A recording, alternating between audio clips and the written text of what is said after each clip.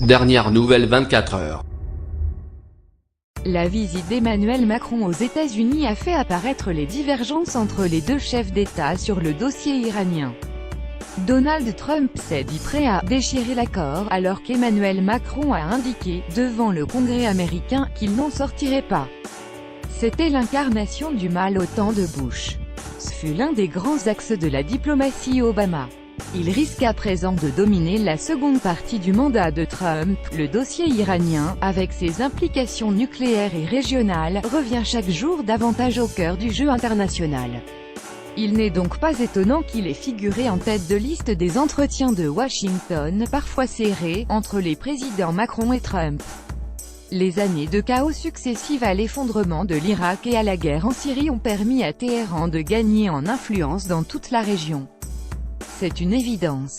En Irak, en Syrie, au Liban, au Yémen, presque partout les dirigeants du régime ont avancé leurs pions et leurs milices au cours de la décennie écoulée. Dans une confrontation de moins en moins voilée avec l'Arabie Saoudite, aujourd'hui, avec Israël. Alors que de 2005 à 2015 Téhéran menait avec les Occidentaux une négociation exténuante sur son programme nucléaire, l'effondrement des États irakiens et syriens lui profitait.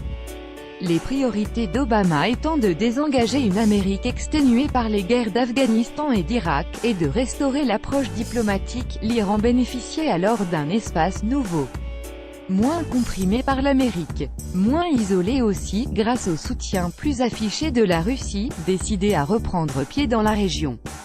Et puis vint Donald Trump, et l'incertitude chronique qu'il véhicule. Pour lui, l'accord sur le programme nucléaire iranien signé par son prédécesseur est un désastre. Il l'a redit en termes très crus dans le bureau ovale, mardi matin, devant Emmanuel Macron. Sans pour autant révéler si, le 12 mai, il le déchirera ou non. Les deux réalités du mot « accord », d'où l'idée sortie du chapeau français de parler d'un « nouvel accord » à négocier avec l'Iran. Élargi à 3 sujets de préoccupation majeure, le programme balistique de l'Iran, la stabilisation de la Syrie, l'endiguement de la présence iranienne dans la région. Paris, Londres et Berlin travaillaient depuis des mois à ces dossiers. Ils ne sont pas nouveaux. Ce qui l'est davantage, c'est l'annonce elle-même, qui n'a manifestement pas été concertée avec Berlin. Et la méthode qui laisse pantois, car le même mot, accord, recouvre en réalité deux réalités diamétralement opposées. L'accord de 2017 avait demandé 10 ans de négociations à 7, dont l'Iran et la Russie. Celui évoqué par Macron et Trump, aussitôt rejeté par Moscou et Téhéran, semble davantage décrire un projet occidental qui serait à soumettre aux Iraniens.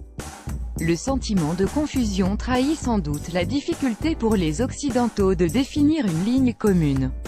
L'insistance du président français à vouloir arrimer son partenaire américain au fondement de l'Alliance Atlantique montre que ce n'est en rien évident.